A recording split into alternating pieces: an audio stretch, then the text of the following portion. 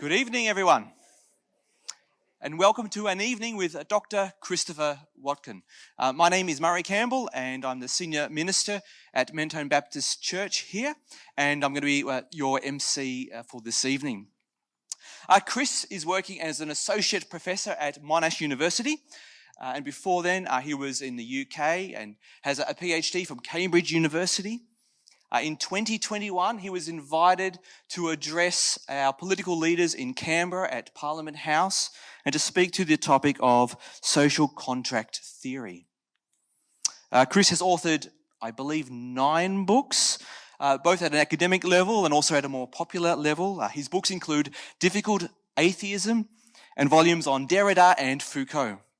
In 2020, Chris wrote a little book called Thinking Through Creation, which caused a little ripple of intrigue around the world.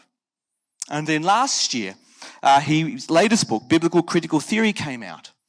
And it's been described as a 21st century version of Augustine's City of God.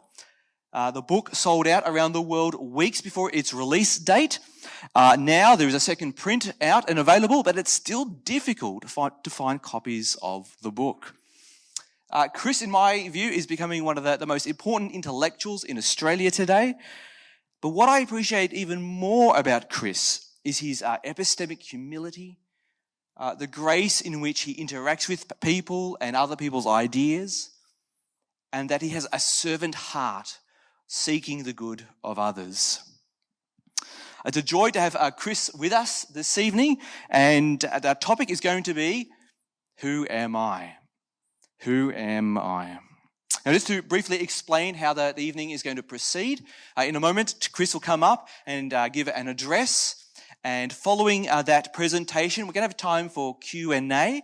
Now, if you have a question that you would like to ask, there's going to be a mobile number on the screen, which is there already. So you might like to jot down that number. And so what we're asking is that you text your questions through to that mobile number, and then during the question time, we'll do our very best to get through as many questions as possible. But we'll make sure that mobile number is up on the screen again during the question time. And afterward, there is a supper, and you're very welcome to stay and enjoy the supper together. If you need, there are bathrooms. Go through the hall, and at the end of the hall, you'll see an entranceway, and there are bathrooms should you need that. Also, we are fortunate enough to have 15 copies of Chris's latest book available for purchase this evening. And there is a selection of other books available as well. But the purpose of tonight is not to be talking about books or promoting books. Our aim tonight is to stimulate thinking about some of the biggest questions of life. So again, welcome everyone, and without further ado, can I welcome Chris to the stage. Welcome.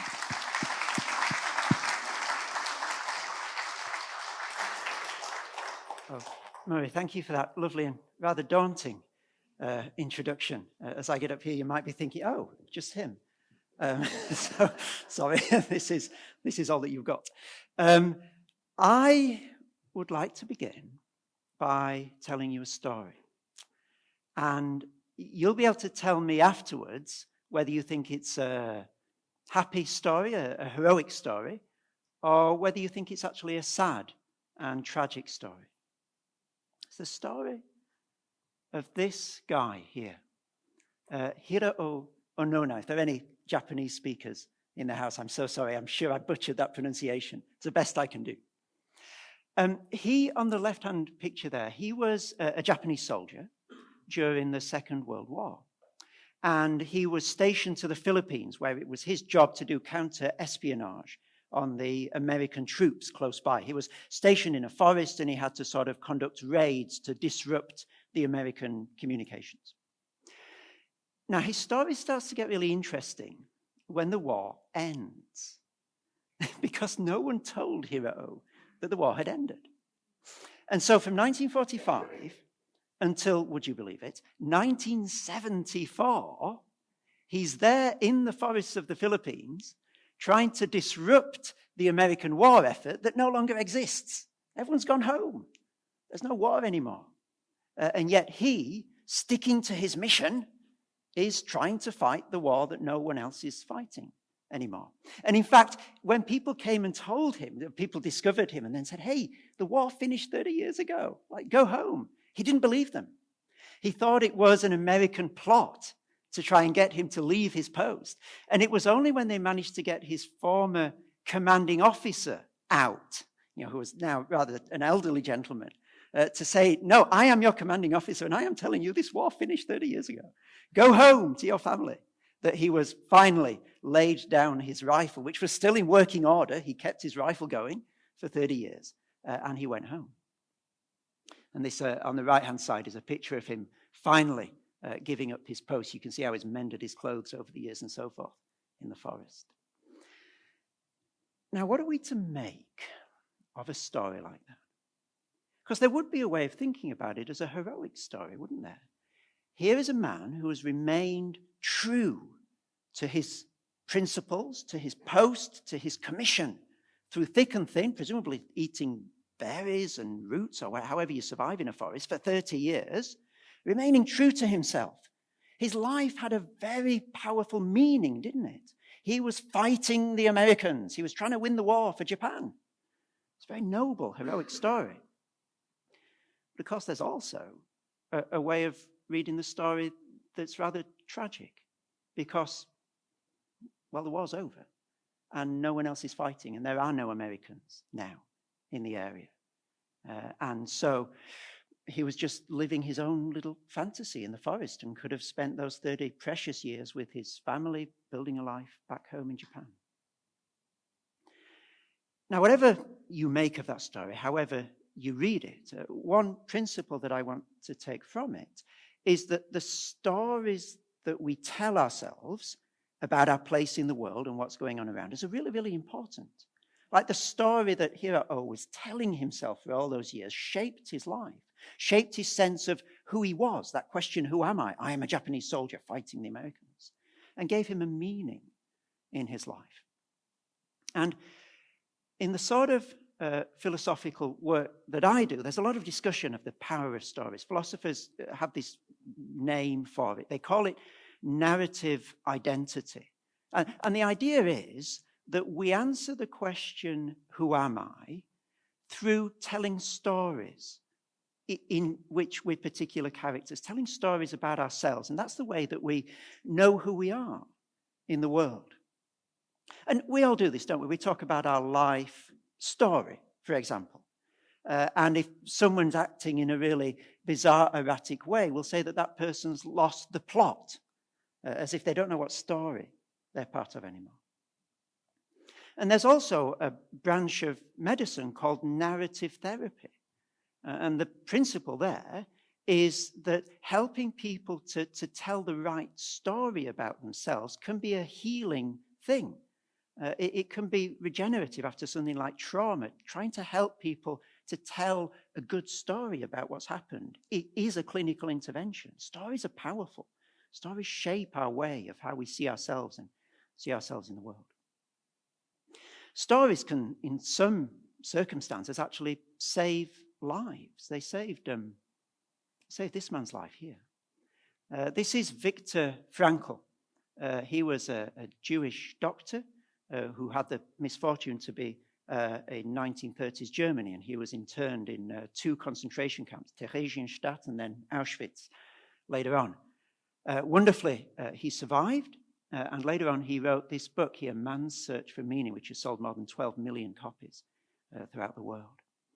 And while he was in the concentration camps, Frankl was, as a trained clinician, observing the way that different people coped with this horrendous situation into which they'd been plunged. And what he noticed, one thing he noticed, was that the people who survived and the people who ended up being able to live through that horrendous ordeal were very often the people who were telling themselves a bigger story throughout it, who could see beyond the barbed wire walls of the concentration camp, beyond their present situation, who had a bigger story that made sense of their lives. And in this book, which is really worth a read, it's a very powerful book, he tells this one story of how the Nazi guards tried to break the will of the prisoners, tried to destroy them psychologically, basically. And the way that they did this was that they had these already emaciated, half-starved prisoners carry a huge pile of boulders from one side of the camp to the other. And then they got them to carry the same pile of boulders exactly to the place where they began. And it was a way of doing something that's utterly futile. There's no point. Nothing is achieved. Nothing is gained. It was a way of breaking them down psychologically. And Frankl realized that this is what they were trying to do to them. And so as he was taking part in this task, he was telling himself bigger stories. He was actually having a conversation in his head with his wife as he was doing this, to try and remind himself that there was more to life than this futile task that he was being given by these guards. Now, it is a great blessing and a great mercy that none of us in this room have ever been in a Nazi concentration camp, and are very unlikely, thank goodness, to experience anything of that sort in our lives. Yet, I would be astonished if there's anyone in the room who's never come face to face with futility to some degree in our lives. It's the situation, isn't it, where at work you've been working on a particular project for months, you've poured your heart and soul into it, you've made it the best that it can, and then your boss comes along and says, oh, we're not going to pursue that anymore, you can put that one in the bin. You think, what have I been doing? Like, what are those sleepless nights that I spent on that project for nothing? Or it's the situation where it's the school holidays, and you spend the morning tidying the house, and then the kids wreck it, and then you spend the afternoon tidying the house, and then the kids untidy it again.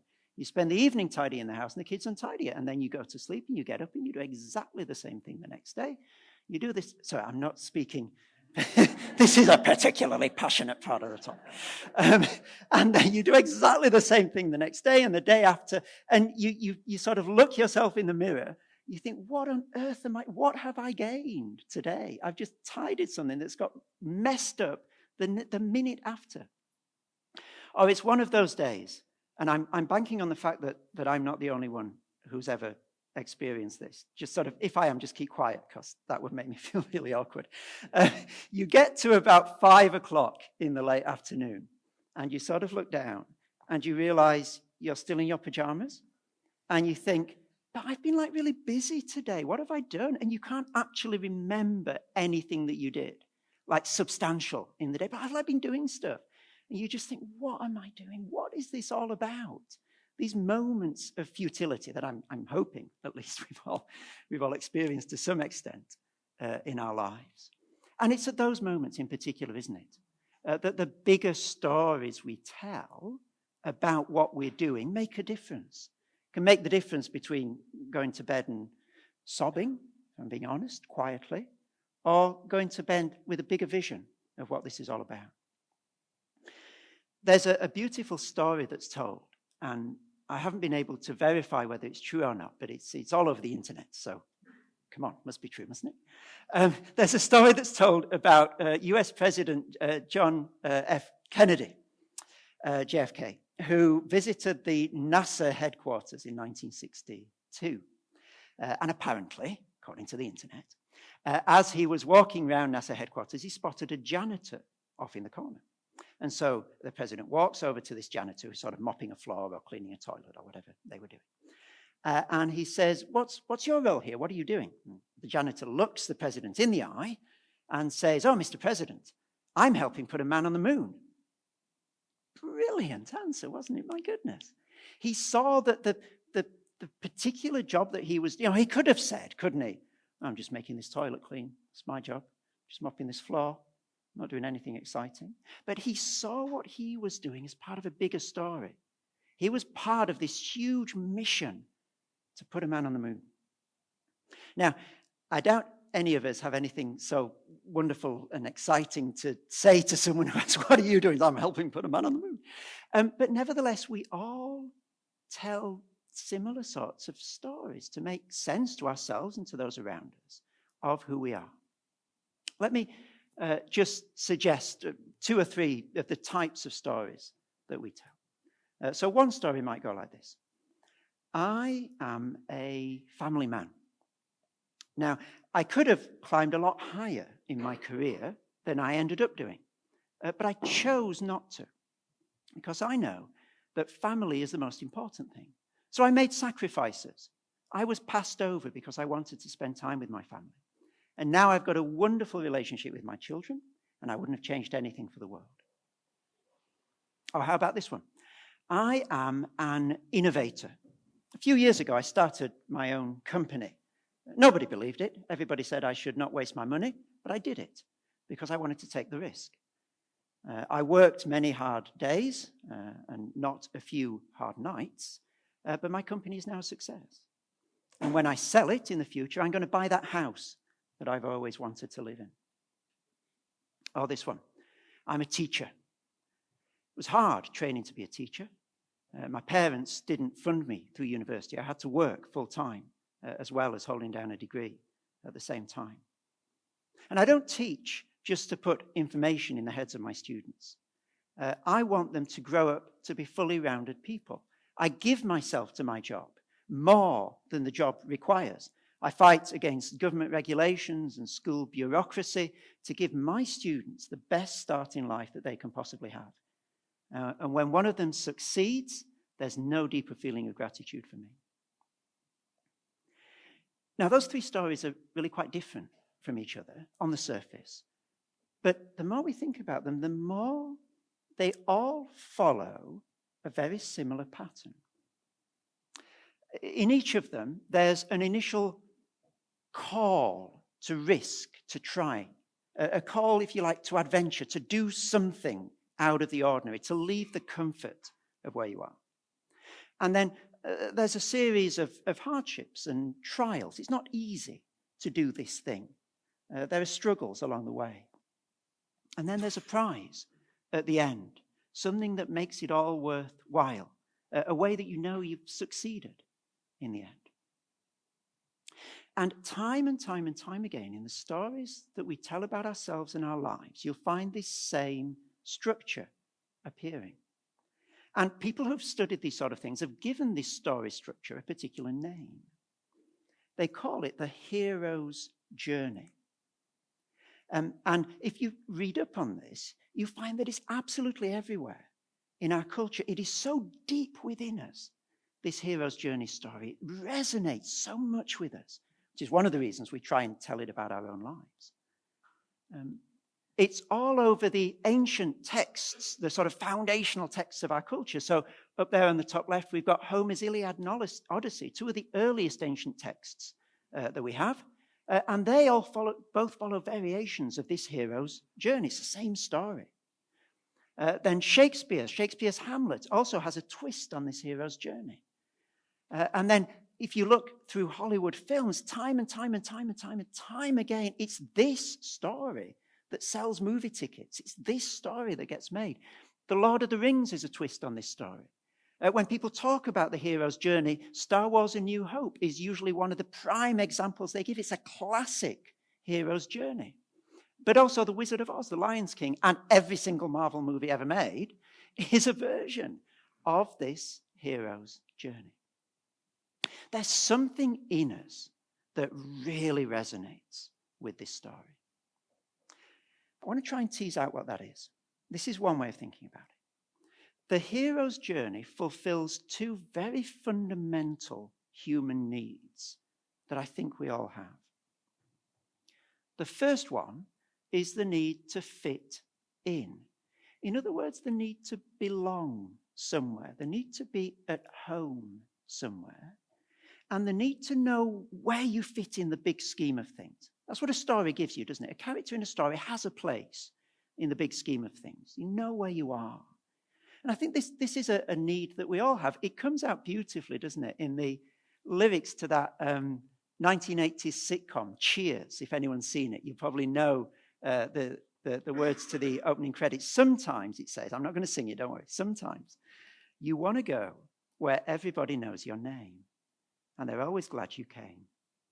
You want to be where you can see our troubles are all the same. Such powerful words, aren't they? We want to be somewhere where we belong, where we feel at home, where we fit in. It's a fundamental human need. But it's not our only human need. Think about it this way. If your best friend or your boss at work or your spouse were to say to you, oh, I really value you. You're as good as the next person. You say, no. Roll that one back. That is not a compliment. I don't want to be just as good as the next person. In other words, I don't want to just fit in. I don't want to just be a cog in the machine that fits in perfectly. I want something else. I want something extra. What I want to do is I want to stand out. I want to be special. I don't want to just be interchangeable with someone else in this big machine, this big story. I want to be unique. I want to stand out and be recognized for who I am, not just for the function I perform in the big scheme of things. And there are some beautiful lyrics that make this point as well. Now, as I read this through, I'm going to ask you when I finish, do you know where this comes from? Okay, so think if you can work this out. No one could ever know me. No one could ever see me. Seems you're the only one who knows what it's like to be me. Someone to face the day with. Make it through all the rest with. Someone I'll always laugh with. Even at my worst, I'm best with you. Yeah. Does anyone recognize those words? If I read you the next line, you're definitely going to get it. This is the next line. It's like you're always stuck in second gear. Yeah? But it may not be your day. Yeah. It's Friends. It's the Friends sitcom line, isn't it? It's a little bridge in that, the bit in the middle. And it's putting its finger again, isn't it, on something so fundamental. Let me just read that one line again. Seems you're the only one who knows what it's like to be me. Is that a deep need? Not just to fill a gap in a big machine, but for someone to know you, me, as an individual, not as an interchangeable cog in a machine, but in our unique individuality. So we've got these two needs. And the hero's journey makes sense of both of them. It gives you a place in a story, gives you a role in a bigger scheme of things, but it also gives you a unique identity. You're the hero. You're overcoming the tasks and seeking the great prize. It fulfills both of these really fundamental human needs, which I think is one reason why we're so drawn to this story, why we pay again and again and again to go to the cinema to see basically the same story over and over again with different characters. Now, I want to turn now to think about the way in which the Bible messes with this story in really interesting ways, and in ways that have really interesting implications for identity and how we answer the question, who am I? I want to try and tell the story of the whole Bible, if I can, in about 5 sentences. So nobody say you didn't get your money's worth this evening. Just fly through the whole Bible. And then I want to draw out 2 specific points that I think are really interesting as we think through this question of who am I. So then, story of the whole Bible. Number 1, God created everything, not because he had to, but out of love. Number 2, he also created human beings, you and me. But he created us with a special place in the world. We are, as the Bible puts it, in his image, which means we've got a particular relationship with him and a relationship with the world. We're to take care of it as God takes care of it. Number 3, but we didn't fancy that story. We tried to write God out of the story of his own world and to write ourselves as our own creators and our own saviors, to write ourselves as the hero and the originator of this story. And that led to conflict and war and death and led God to be angry with how we treated him. Number 4, but God didn't just stay up in heaven being angry. God launched a rescue mission. He, if you like, wrote himself into the human story by becoming a human being, Jesus Christ. And he lived the hero's journey. He answered the call to adventure, if you like. He came to earth. He underwent a series of trials and tests and hardships, culminating, of course, in the brutal hardship of death on a cross. And finally, he won the great prize. He conquered death, the greatest enemy of all of them, the dragon behind all dragons, the evil person behind all evil people. Death is the greatest enemy. And he conquered death. And fifthly and finally, on that glorious Easter morning that we're going to celebrate here at church in a week or two's time, those doors to life were finally nailed open forever. And so anyone now who wants to have the fullness of life, as the Bible puts it, can come and join with Jesus and experience life in all its fullness.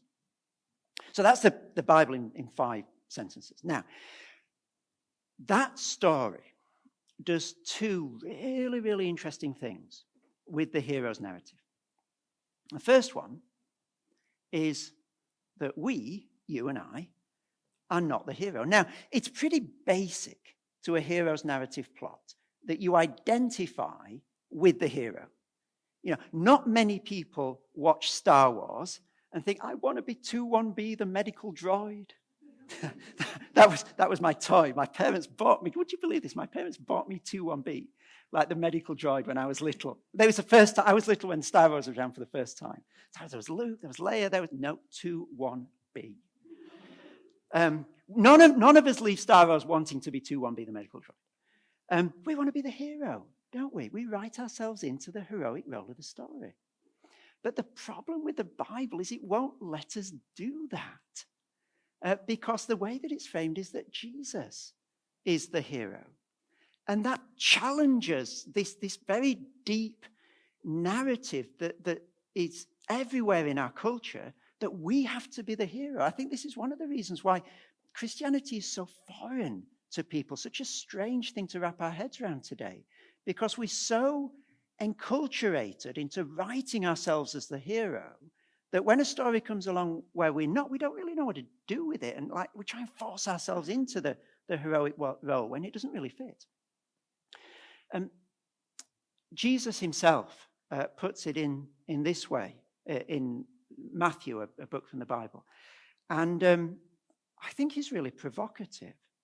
And I wouldn't be surprised if you're not a Christian here tonight and you read this and you're really quite put off Christianity by what Jesus says. I'm going to say it anyway and see what you think. He says this: whoever wants to be my disciple, says Jesus, must deny themselves and take up their cross and follow me. For whoever wants to save his life will lose it. But whoever loses their life for me will find it. It's a huge challenge. It's a challenge to Christians as well. It's not something that comes easily. So what Jesus is effectively saying, taken through the lens of identity, is if we persist in seeking to write ourselves as the hero of our own story, the one who overcomes all the challenges to win the prize at the end, in his own words, we will lose our life. Sooner or later, that narrative will unravel.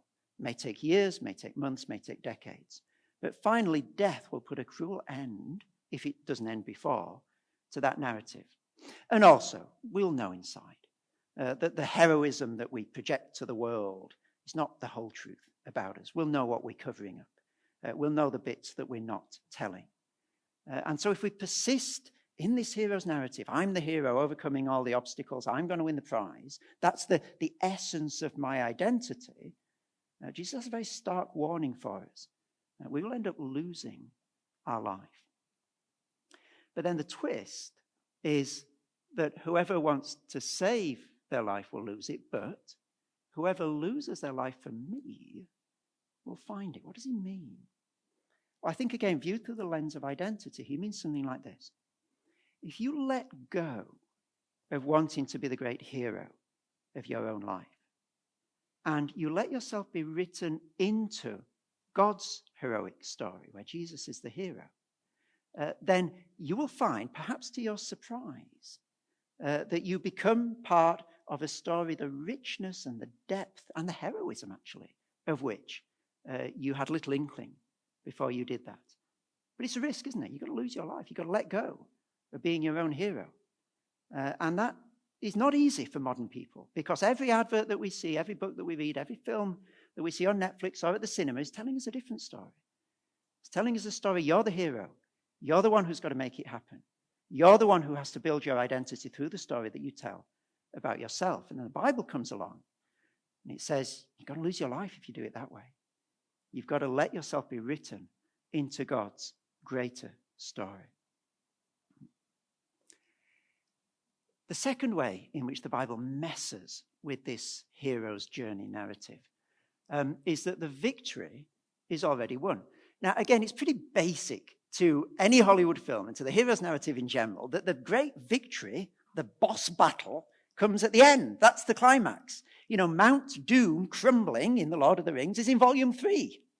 The Death Star being destroyed is towards the end of the film. That is just how this story rolls.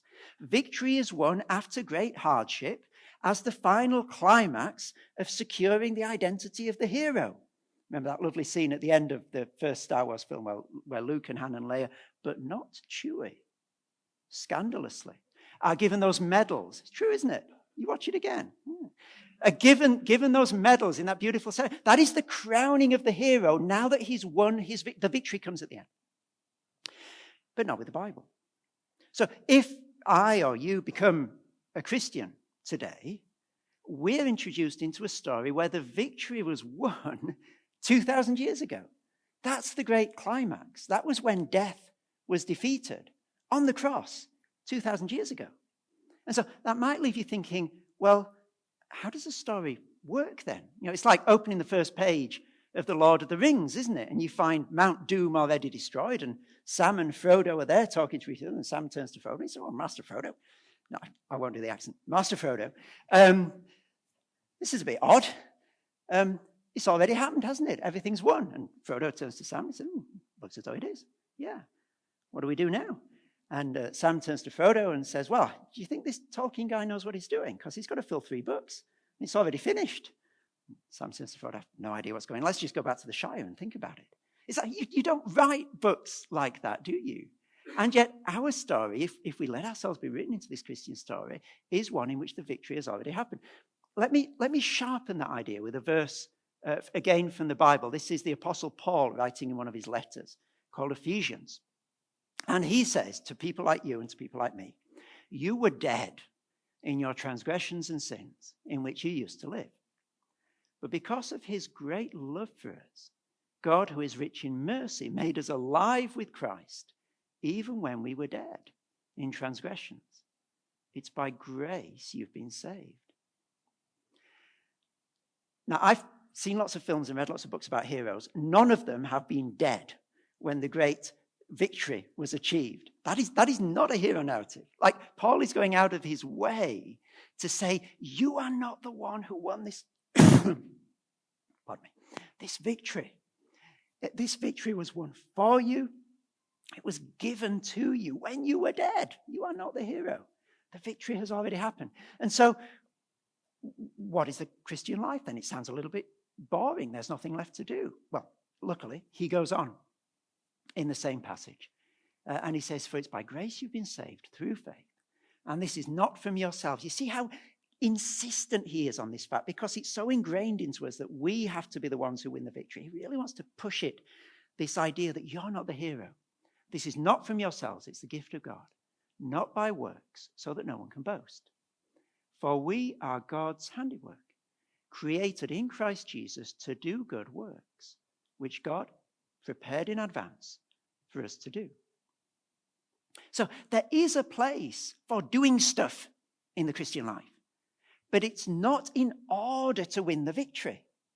It's in the light of the victory that's already been won. These good works down at the bottom of the screen there, that is the whole Christian life. It's loving people extravagantly, seeking to care for people and help people, but not in order to defeat death, because that's already happened.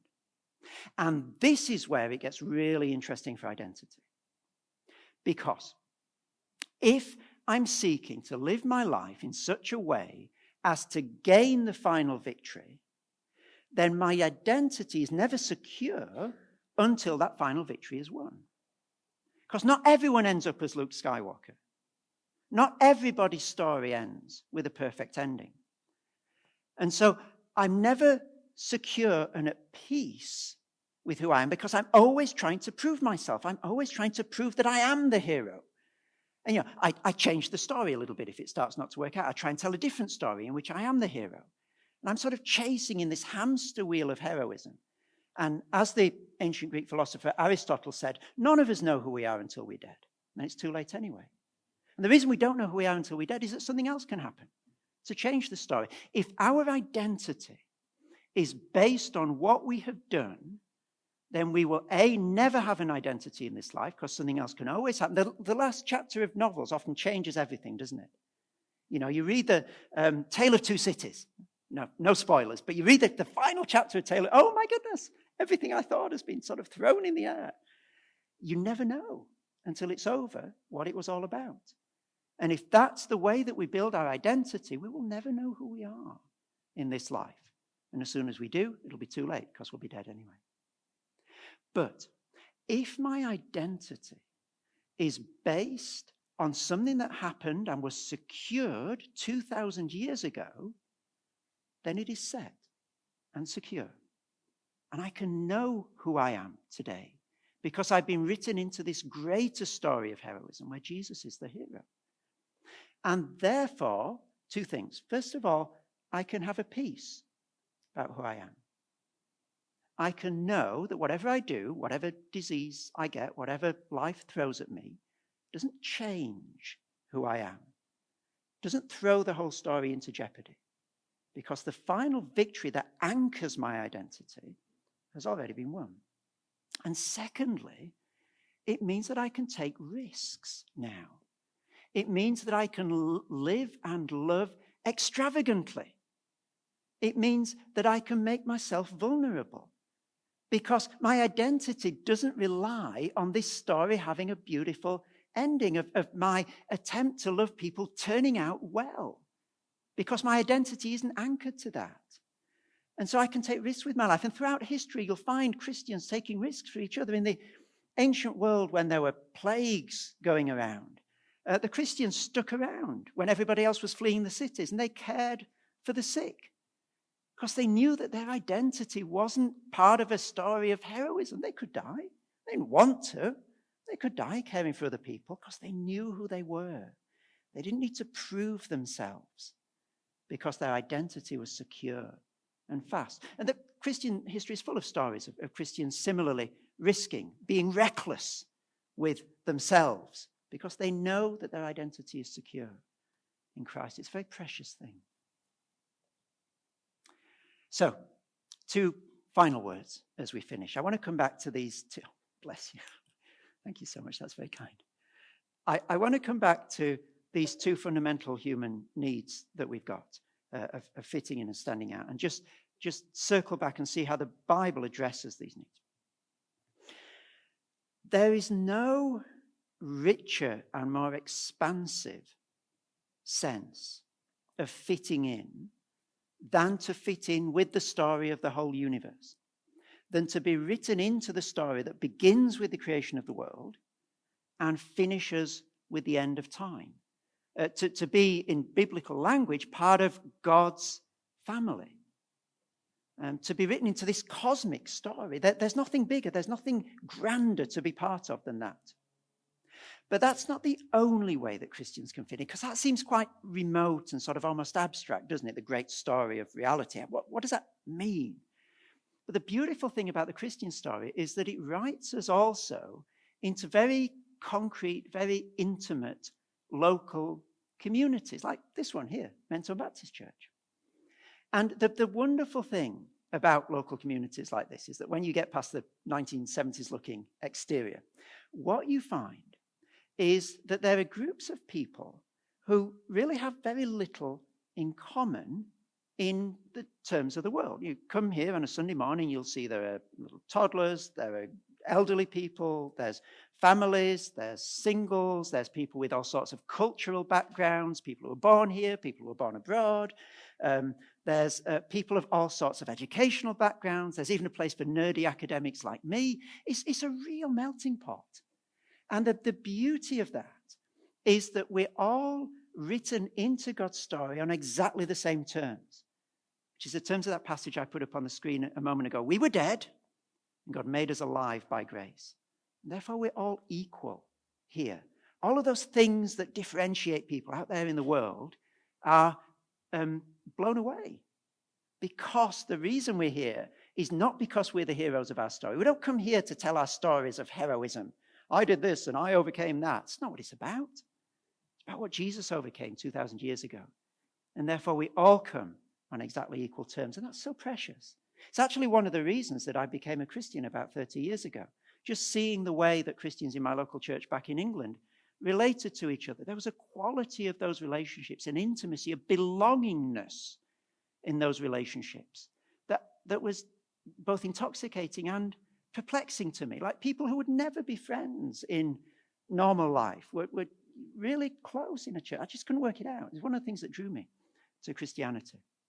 So the being written into the biblical story is both a cosmic and a very local and concrete fitting in that crosses all these boundaries that divide people in society. And secondly, standing out. You can't read far into the New Testament part of the Bible, the part that talks about Jesus, without seeing him going out of his way to engage with people who were invisible in the society of his time. And back in ancient society, that was largely women and children and disabled people. And Jesus seeks those groups out, the people who were just passed over as of no account in the society of his time, seeks to look them in the eye, to talk with them, to accept them, to affirm them, to help them. And one thing that Jesus is doing, to use a contemporary language, is he's saying to these groups, I see you. You're not just more people out there in the mass to me. You are individuals, just as important as everybody else. He tells this beautiful story. It's one of my favorite stories in the whole Bible. Jesus tells a story about a shepherd who has 100 sheep. And in this story, the shepherd loses one of his sheep. Now, a good businessman would make a profit and loss decision at that time. I've lost one sheep. I've still got 99. Do I want to risk my own life? Because there might be wolves out there to search for this one sheep. Or do I wait for the next lambing season and then I'll have more than 99? It'll all be good. Do I want to just take the hit? It might be dead already. It might have fallen off a cliff. But the shepherd in Jesus' story doesn't think like that. The shepherd in Jesus' story leaves the 99 where they are, goes out risking his own safety, and searches and searches and searches for this one sheep until he finds it. He puts it on his shoulders, takes it back to the fold. And one of the things that Jesus is trying to communicate in that is that individual people matter to him. It's not just the big sort of picture of all the people together. It's Jesus, if I may be so bold as to speak in this way, Jesus wants you, not the person next to you. And he wants you because you're you and because he loves you. He doesn't just love humanity generally. He loves you and he loves me.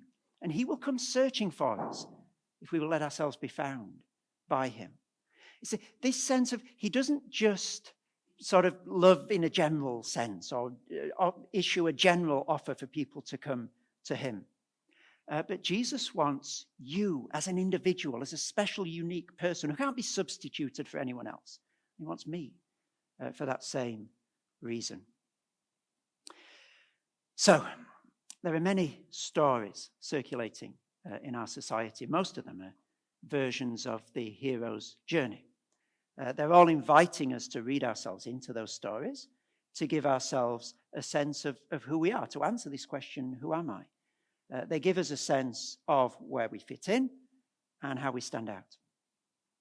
But I have encountered no story in our society that is, first of all, as true, but also as deeply nourishing and rich and satisfying on that deep identity level as this story in the Bible, which is why I'm standing up here commending it to you this evening. Thank you.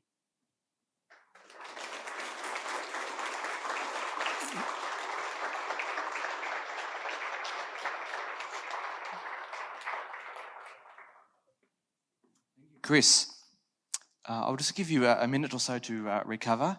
And what we're going to do in a minute's time is to have a Q&A. And so remember to text your questions through. We'll put that phone number up again in a minute. But now we're just going to look at it is there already. We're going to have a short video. The video just tells you about a 4-week course that we run here, which is called Making Sense of Christianity, which goes through some of the big questions that Chris has already been talking about or raising this evening. So let's take a look, and apologies for the face on the video. Thanks, Alex. My name is Murray and I live in Melbourne. I love the city and people of Melbourne. It's a fantastic place to live with all of the footy and the cricket and the culture and the coffee. But we're also living at a time where there is a lot of confusion and so many uncertainties. Where today can we find concrete hope? And does the message of Jesus Christ remain good news for the people of Melbourne? Making Sense of Christianity is written by a Melburnian and for the people of Melbourne. If you're interested to find out about God and what He is like and what life's about, join us over 4 weeks as together we explore Making Sense of Christianity. For further information, please email us at info@mentonebaptist.com.au.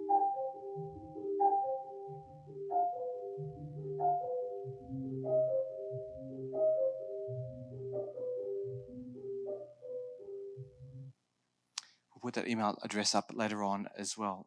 Please come back, Chris. Take a seat, and I'll grab one as well. We've got some questions coming through. If we can put the phone number back on, that would be super. So what we'll do is start asking and see how we go. Let's go. First question. Is it wrong to tell ourselves a story where we are the hero or the sub-hero? Well, it depends. Sorry, that's a very academic answer, isn't it? Depends what you mean by it. Switch off lecture mode. Look, I think Jesus' warning is a real one. It does resonate in our ears that the idea that we can sustain a narrative in which we are the sort of hero that we see in the movies, and that can be the deepest reality of us up to death, is a fool's errand, because life is more complex than that. And the only way we can make that narrative work is to be very selective about the parts of our life that we include in that narrative. And to that extent, I think it's psychologically burdensome. And from a Christian point of view, it's also out of line with reality. We can convince ourselves that is true, and we might be able to think ourselves into a certain amount of satisfaction about that, but we do that at the expense of becoming out of joint with reality, which I don't think is something that any of us would really want for our lives. But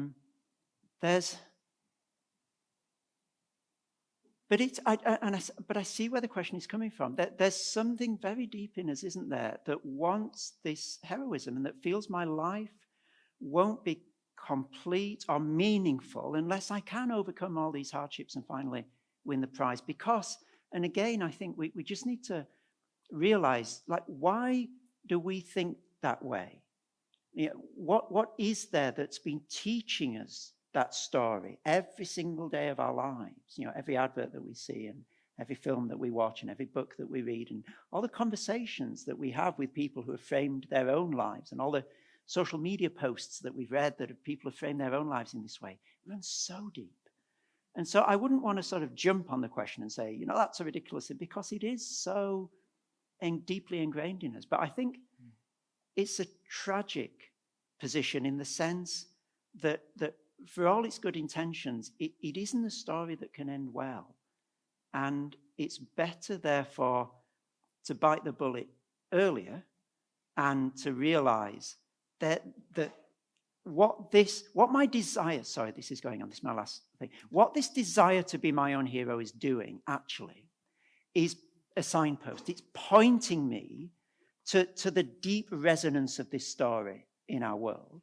And the reason it resonates so deeply is that it's God's story. It's the way that he set the world up. So we can use that desire in us to point us to the true heroism and to say everything that I want out of this story, it's good things to want, just that I can't deliver on them myself because I know myself and I know my dark corners and I know that I'm not that perfect hero that I want to present to the world, but there is one.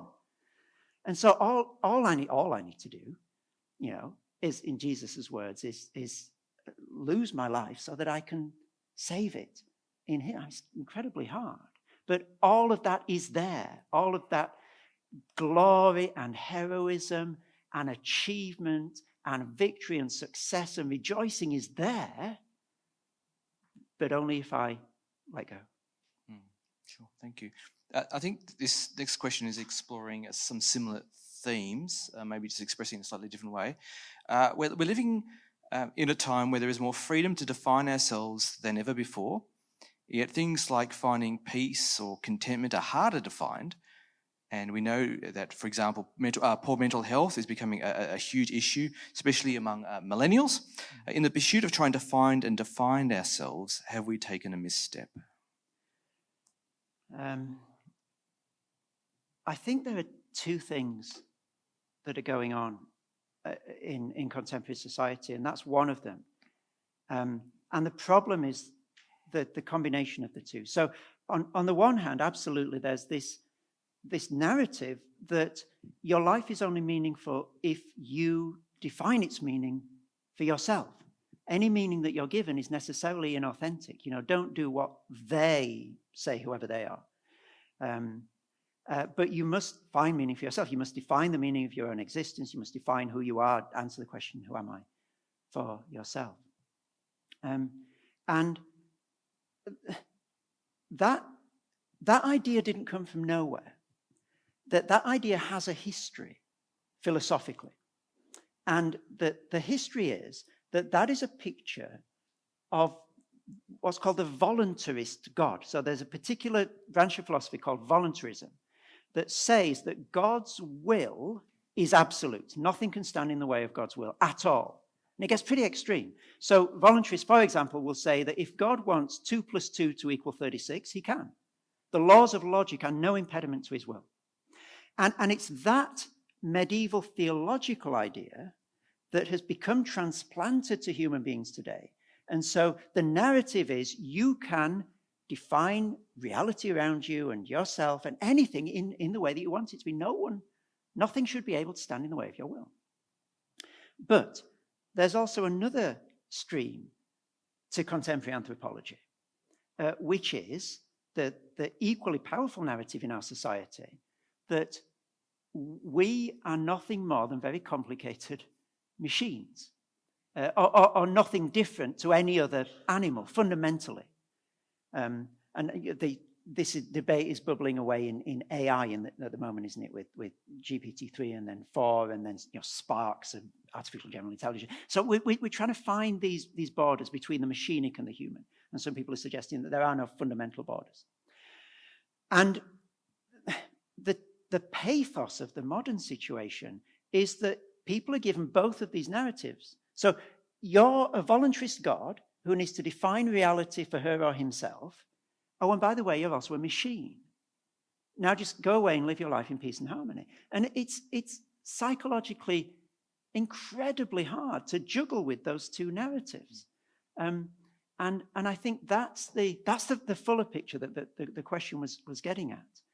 And so I think it's almost that the pendulum swings, to one extreme and then the other. Either you're just a machine and really there's no meaning to you, you're just, cogs whirring, and there's a whole history of that in philosophical thought as well. That's not a recent idea. Oh, but then, you swing the pendulum to you're a god and you've got to define everything. It's like neither of those are human. They're both inhuman in different ways. Thank you. Lots of questions coming through. I'm trying to get around as many as I can. A few people have asked a question around this particular topic about West versus, I guess, other or non-Western cultures. Is the hero narrative a particularly Western construct? How does the Bible cut across other non-Western identity narratives? It's a brilliant question. The term the hero's journey comes from a book by Joseph Campbell, who was a student of Carl Jung, with whom many of these ideas about the hero's narrative originate. And his book is called The Hero with a Thousand Faces. And it's a study of world myths. So he's not saying that the hero's journey is a Western thing. He picks it out of lots of different myths from lots of different countries. So if you believe Campbell, it's a global idea. And that's one of the curiosities about it. How would all these different cultures that have never met each other have such similar stories? And that's, in a sense, one of the big questions that he's asking in his book. The question of whether the Bible cuts across these different stories, I think the first thing to say there, it's a really, really important thing to say in this country and in Western countries, is that the Bible itself is not a Western book. It was written by people who lived in the Middle East, mainly Jews. It doesn't think in a Western Greekish, Romanish sort of way. And so the Bible itself is sort of standing apart from the West and critiquing, if you like, from the outside. It doesn't share a lot of Western assumptions. And I'm slightly getting outside my own level of area of expertise here, because I am an expert in like Western philosophy, so that's what I know something about, what I can talk about with some confidence.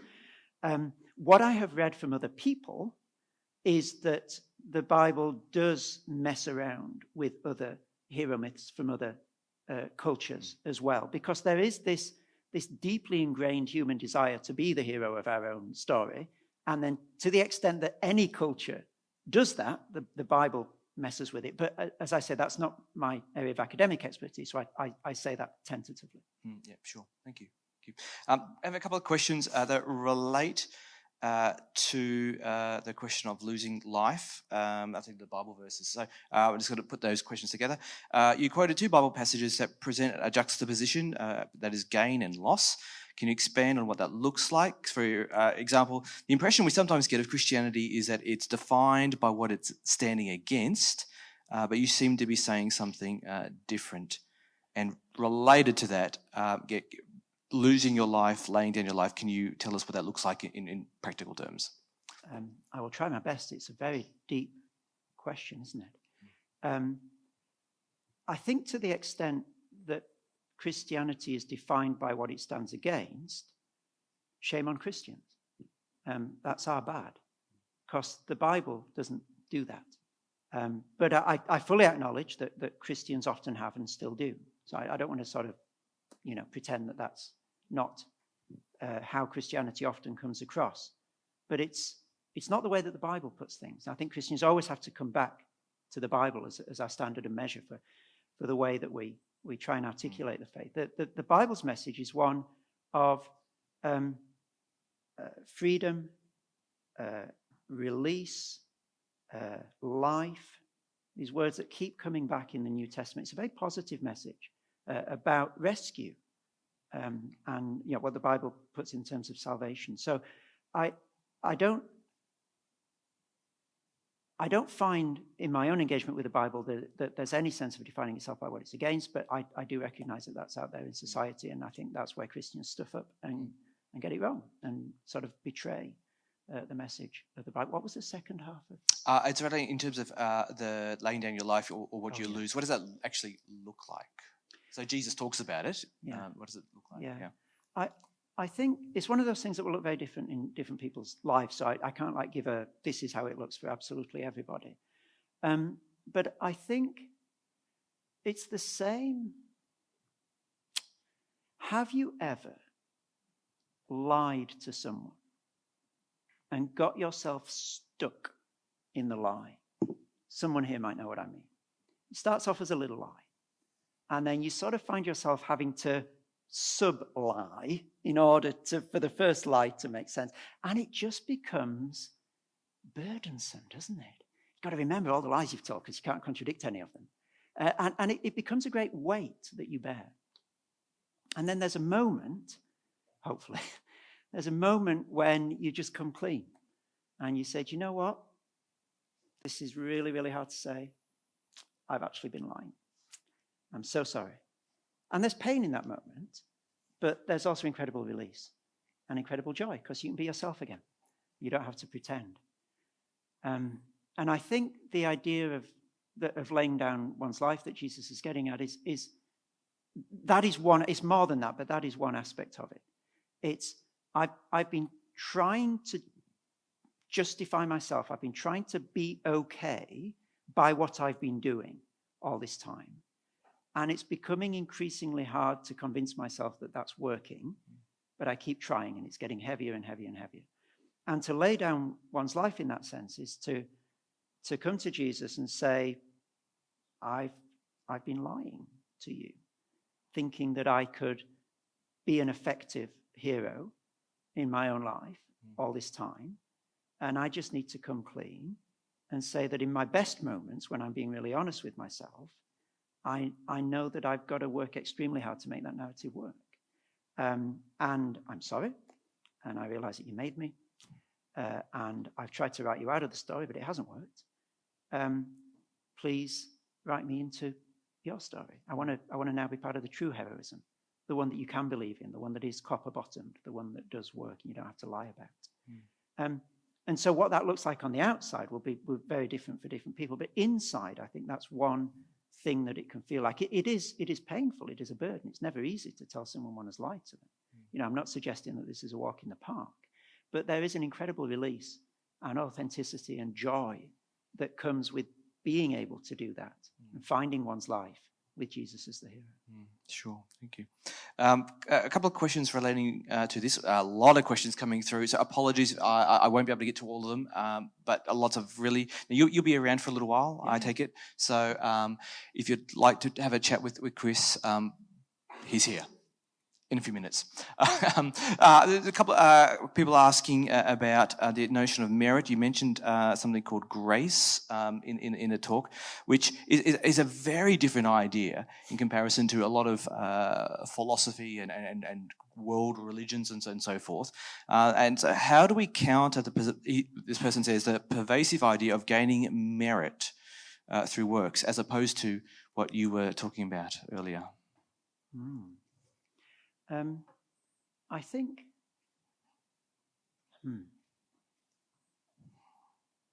it's hard because that story is so deep in us. We want to be the heroes. We want to be the ones who work and overcome the hardships and get the prize. And we try and force all of our lives into that narrative. We try and force Christianity into that narrative. I'm a good Christian because I rock up here to Mentone every Sunday and I read my Bible and I give my money away and I help people and I do this and that and the other and whatever it is, and therefore I can look God in the face and say, well, at least I'm trying.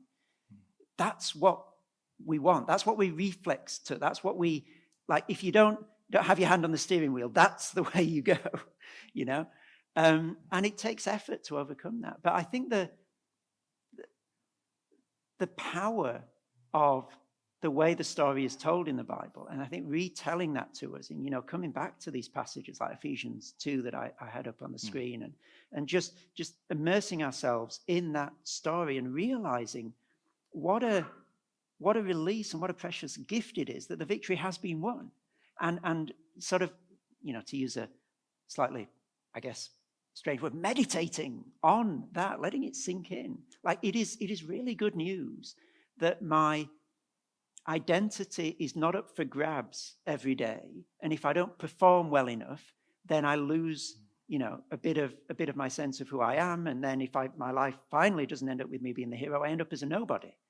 That is not a nice life to live. It's a very taxing life to live. But to think, I can get a disease tomorrow, I can get cancer tomorrow, or I can stuff up, I can do something really bad, and my identity is secure because it's anchored to Christ on the cross, just to try and lean into that reality, I think. And it's something that we will need to do, those of us who are Christians here, we'll need to do every day of our lives. Like, you don't come to a point where you just, I got it now, nice and easy, grace, sorted.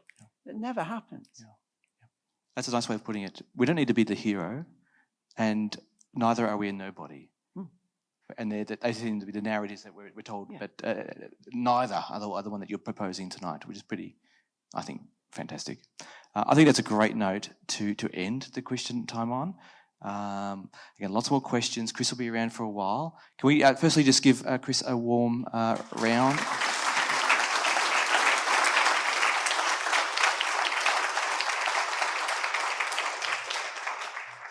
I trust that you have found this evening stimulating and thought-provoking. I was reminded of a psalm which says, "Teach us to number our days that we may gain a heart of wisdom." Again, Chris will be around, so if you'd like to have a chat with him. If you are interested to investigate further some of the topics and themes that Chris has raised tonight, there are some different pathways that you might like to follow, and I'll just alert you to those quickly now. Again, there are copies of Chris's latest book available in the hall for purchase, and a few other books that Chris has recommended. So there are not many. If you're wanting one, I'd suggest getting it pretty soon. Also, next weekend, it is Easter. Around the world, in Melbourne, churches everywhere will be celebrating Easter. Here at Mentone, we have on the Thursday night and on the Sunday morning, 2 services to dig deeper into some of those incredible and intriguing ideas that Chris has been talking about tonight about the person and work of Jesus. And you're very welcome to join us on the Thursday night or on the Sunday morning. Also, if you're wanting to find out more about what we've been talking about tonight, or if you're interested in making sense of Christianity and like to sign up for that, and that course is starting in April, second week of April, I believe, you can email the address that's on the screen. It's info@mentonebaptist.com.au. So if you'd like to find out more about, again, what Chris has been talking about, or making sense of Christianity, or this the church in general, please contact us, email us at info@mentonebaptist.com.au. So again, thank you very much, Chris. Thank you for coming, and let's enjoy some supper. Have a good night.